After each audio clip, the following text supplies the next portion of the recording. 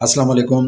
Sindh premiere league junior के हवाले से कुछ बात करेंगे कि सिंध प्रीमियर लीग जूनियर ने परसों जो है वो एक सप्लीमेंट्री पूल के नाम से एक लिस्ट जो है वो शेयर की थी, जिसमें 26 प्लेयर्स के नाम जो है वो लिखे हुए थे। अच्छा, ये सप्लीमेंट्री पूल आया कहाँ से? अब ये था, कहानी ऐसे थी कि जब ट्रायल्स हुए तो पूरे सिंध में, तो आपको पता है कि बहुत ज़्यादा टर्नआउट आया, बहुत ज़्यादा प्लेयर्स जो है वो ट्रायल्स देने आए, और ख़ास तौर पे सक्खर में, बेनज़ीराबाद में और हैदराबाद में बहुत ज़्यादा टर्नआउट आया। कराची में तो बहुत ज़्यादा था, लेकिन इन दी एंड जब टीम सेलेक्ट हुई, जब ड्राफ्टिंग हुई, तो अनफॉर्चुनेटली जो सात टीमें थी, जो कि नाम भी कराची, हैदराबाद, घोटकी, लाड़काना, सक्खर, मीरपुर ख़ास, नवाब शाह, बेनज़ीराबाद, ये नाम थे। लेकिन जो टीमों में जो प्लेयर मुंतखब हुए, तकरीबन ओवर देन 95% जो कराची के प्लेयर ही मुंतखब हुए। कोई 4-5 प्लेयर बड़ी मुश्किल से जो है वो दही सिंध के जो उन टीमों में मुंतखब हुए। तो उसके बाद एक सोशल मीडिया पे बहुत ज़्यादा, मतलब कि एहतजाज, प्रोटेस्ट, बहुत ज़्यादा जो प्लेयर्स जिन्होंने ट्रायल दिए उन्होंने बड़ा दुख का इज़हार किया, काफ़ी सारी बातें हुई, ना सिर्फ सोशल मीडिया बल्कि देखा जाए तो फिर SPL की मैनेजमेंट में अंदर से भी एक बेचैनी हुई कि यार ये क्या हुआ कि जिस मकसद के लिए लीग हो रही है कि दही सिंध के टैलेंट को ऊपर लाया जाए, अब वो तो इसमें प्लेयर है ही नहीं। तो एक चीज़ जो मतलब कि बड़ी हाईलाइट हुई कि यार इसमें दही सिंध के प्लेयर्स तो हैं ही नहीं, ख़ासतौर पे हैदराबाद रीजन, लाड़का रीजन के प्लेयर्स ना होने के बराबर हैं। जो टोटल है वो कराची के ही प्लेयर मुंतखब हुए। उसके बाद मैंने आपको बताया कि कुछ सोशल मीडिया प्रोटेस्ट भी हुआ और अंदर से भी काफ़ी सारी चीज़ें हुई। तो उसके बाद फिर जो सिंध प्रीमियर लीग की जो मैनेजमेंट है वो बैठ गई कि भाई अब ये क्या हुआ कि क्योंकि अब इसमें वजह मेन ये भी थी कि जो टीमों के जो मालिकान हैं वो ऑलमोस्ट दही सिंध से कोई भी नहीं है। तकरीबन जो मालिकान हैं या तो कराची के हैं या पंजाब के हैं। तो फिर उन्होंने इस चीज़ को ज़्यादा फोकस नहीं किया कि यार दही सिंध के प्लेयर्स ज़्यादा डिज़र्व करते हैं। तो एनीवेज जो प्लेयर्स को मुंतखब नहीं किया गया दही सिंध से। फिर इसके बाद जो मैंने बताया कि जो कुछ भी हुआ, उसके बाद एक मीटिंग बैठी उनकी, वो आपस में बैठे, उन्होंने डिस्कशन की कि यार दही सिंध के प्लेयर्स को किसी तरह शामिल किया जाए इस लीग में, जिसमें ख़ास तौर पे मैं क्रेडिट दूंगा सक्खर से ताल्लुक़ रखने वाले अतीक अहमद शेख साहब, जो कि सिंध प्रीमियर लीग मैनेजमेंट का हिस्सा भी हैं, तो कोऑर्डिनेटर हैं सिंध प्रीमियर लीग में। तो उन्होंने फिर बड़ी एफर्ट्स ली इस चीज़ में, और SPL मैनेजमेंट को और मालिकान, पहले SPL मैनेजमेंट को कायल किया कि यार इसमें दही सिंध के प्लेयर्स नहीं हैं। उसके अलावा फिर उन्होंने मिलके SPL मैनेजमेंट ने मालिकान को इस चीज़ पे आमादा किया कि भाई इसमें जो है वो हैदराबाद रीजन और लाड़का रीजन के प्लेयर्स को भी शामिल किया जाए। उसके बाद क्योंकि टीमें तो सेलेक्ट हो चुकी थी, तो फिर एक सप्लीमेंट्री पूल के नाम से एक कैटेगरी का इजाफा किया गया, जिसमें फिर 26 प्लेयर्स जो शॉर्ट लिस्ट करके वो एक लिस्ट शेयर की गई। सबसे पहले मैं वो लिस्ट आपको बताऊंगी कौन कौन से प्लेयर्स जिनको शॉर्ट लिस्ट किया गया। बिलाल अहमद घोटकी से इनका ताल्लुक़ है, नजफ़ अली जिन सक्खर से इनका ताल्लुक़ है, बेसिकली शायद शिकारपुर के हैं, शहबाज शेख हैदराबाद से, Haris Khanzada first class cricketer Benazirabad Nawabshah से, फरदीन शेख हैदराबाद से, मोहम्मद रायन खान कराची से, शिराज खान हैदराबाद से, मज़हर अली लाड़काना से, सबगतुल्लाह महेसर मीरपुर ख़ास से, दाऊद अब्बास नवाब शाह बेनज़ीराबाद से, आसिफ अली चांडियो घोटकी सक्खर से, महमूद डहानी लाड़काना से, अब्दुल कदीर खैरपुर से, जुनैद मुगैरी शायद लाड़काना से, आमिर अली दादू से हैं। लेकिन आमिर अली में बड़ी कन्फ्यूजन है क्योंकि दो आमिर हैं, दोनों लेफ्ट आर्म स्पिनर, एक बप्पर है, एक थहीम है।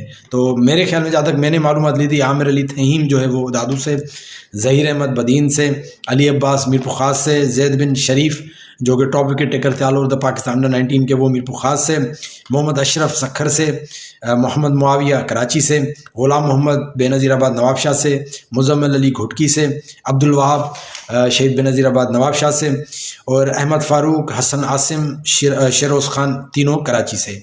तो ये 26 प्लेयर्स के जो वो नाम अनाउंस किए गए। उसके बाद एक किस तरह से सिलेक्शन होगी, पिक जो है कैटेगरी, उसका भी अनाउंस किया गया कि हर टीम 3 प्लेयर पिक करेगी। 7 टीम है तो तकरीबन जो इनमें से 21 प्लेयर सेलेक्ट किए जाएंगे। तो 5 प्लेयर्स को छोड़ के जो 21 प्लेयर्स जो है वो इन टीमों का हिस्सा बनेंगे, और इस तरह से सिंध प्रीमियर लीग में जो दही सिंध की नुमाइंदगी भी आ जाएगी।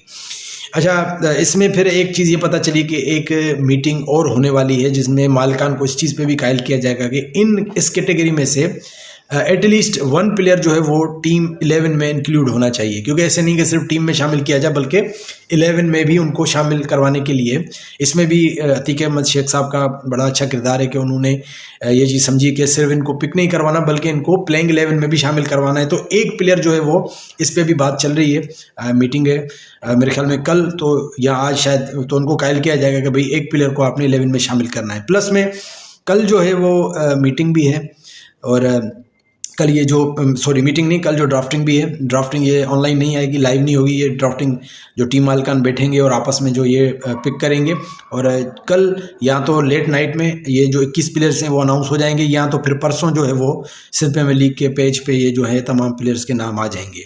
तो एनीवेज इस पर थोड़ा बात करेंगे ओवरऑल जो भी हुआ है सिंध प्रीमियर लीग का, इस इनिशिएटिव का मतलब इसको अप्रिशिएट किया जाएगा कि चलें एटलीस्ट इन दी एंड उन्होंने ये महसूस किया कि ये गलत हुआ जो भी हुआ तो उनको शामिल किया गया। अच्छा, इसमें कुछ बातें फिर भी कहूँगा कि देखें, शुरू में जो ऐलान हुआ कि भाई हर रीजन की जो टीम है उसमें से उसी रीजन के 9 प्लेयर सेलेक्ट होंगे, ये चीज़ नहीं हुई, ये बहुत गलत हुआ। तो ये होना चाहिए था।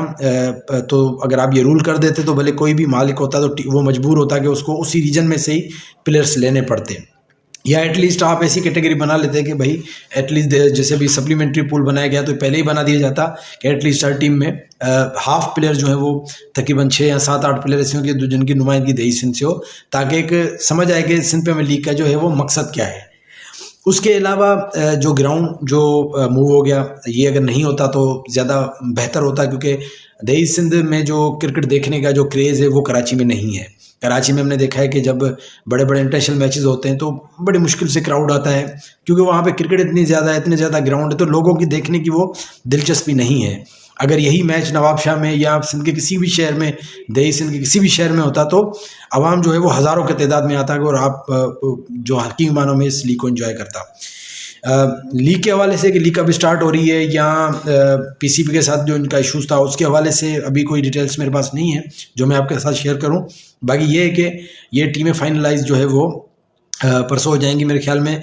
कुछ ही दिन में फिर शायद इसका आगाज़ भी होगा लीग का, लेकिन उसकी अभी थोड़ा माइंड में नहीं आ रहा। सो बहरहाल टीमें जो है वो कल नहीं तो परसों जो है वो कंप्लीट हो जाएंगी सप्लीमेंट्री पूल के प्लेयर्स को मिला के। अच्छा, यहाँ पे एक और मैं रिक्वेस्ट करूँगा सिंध प्रीमियर लीग की मैनेजमेंट को कि ना सिर्फ प्लेयर्स पे ध्यान दिया जाए, दही सिंध के जो अदर जो स्टाफ है उसको भी मतलब कि अहमियत देनी चाहिए। जैसे हमने देखा कि जो भी कोचिंग स्टाफ इसमें सेलेक्ट हुआ है वो सारा कराची या पंजाब का सिलेक्ट हुआ है। दही सिंध में भी बड़े बड़े अच्छे कोचेज़ हैं, उनको भी मौका मिलना चाहिए, ना सिर्फ प्लेयर्स को, कोचेज़ को भी मौका मिलना चाहिए।